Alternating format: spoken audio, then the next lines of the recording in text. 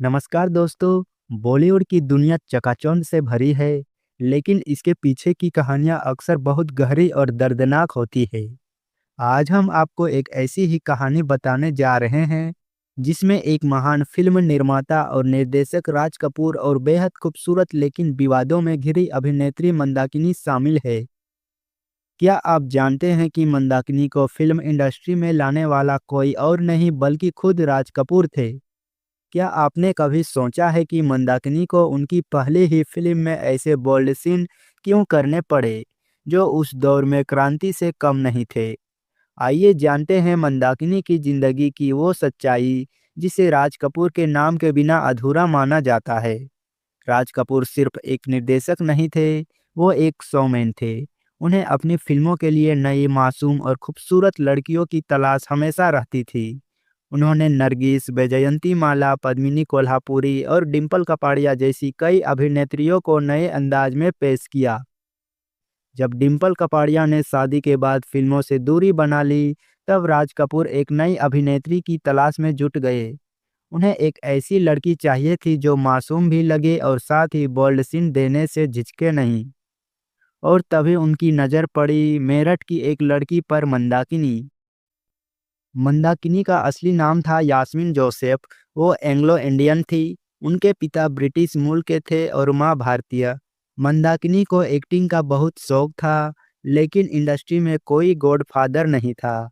कई छोटे मोटे ऑडिशन और मॉडलिंग के बाद उन्हें राज कपूर के ऑफिस बुलाया गया।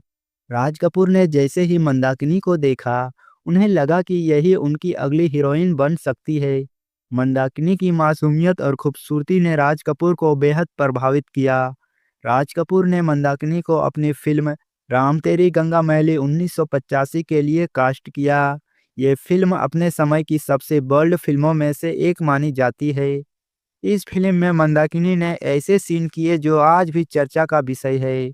एक झरने के नीचे सफ़ेद साड़ी में भीगा बदन, ब्रेस्ट एक्सपोजर वाला सीन, मां बन चुकी मंदाकिनी को स्तनपान कराते दिखाना। इन सभी दृश्यों की वजह से मंदाकिनी को काफी आलोचना का सामना करना पड़ा।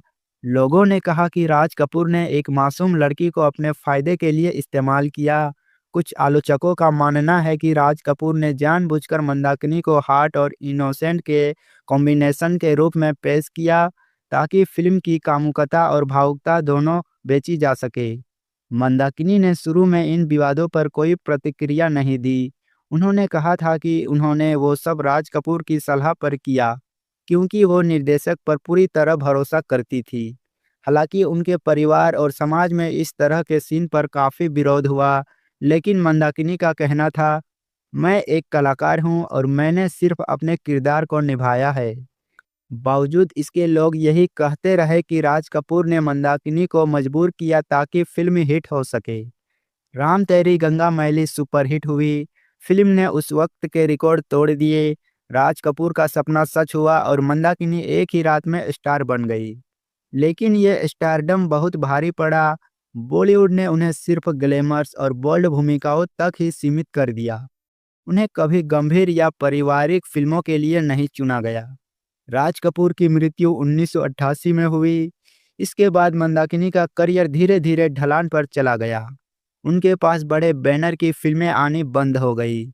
लोगों का कहना था कि राज कपूर के बाद मंदाकिनी को किसी ने गंभीरता से नहीं लिया। उनकी छवि एक सेक्सी एक्ट्रेस के रूप में बन चुकी थी, जिससे वो खुद भी परेशान थी। 1990 के दशक में मंदाकिनी का नाम अंडरवर्ल्ड डॉन दाऊद इब्राहिम से जुड़ने लगा। उनकी एक तस्वीर वायरल हुई जिसमें वो दाऊद के साथ दुबई में बैठी थी। इस खबर ने उनके करियर पर अंतिम मुहर लगा दी। उन पर पाकिस्तान और अंडरवर्ल्ड के लिए काम करने का भी आरोप लगा।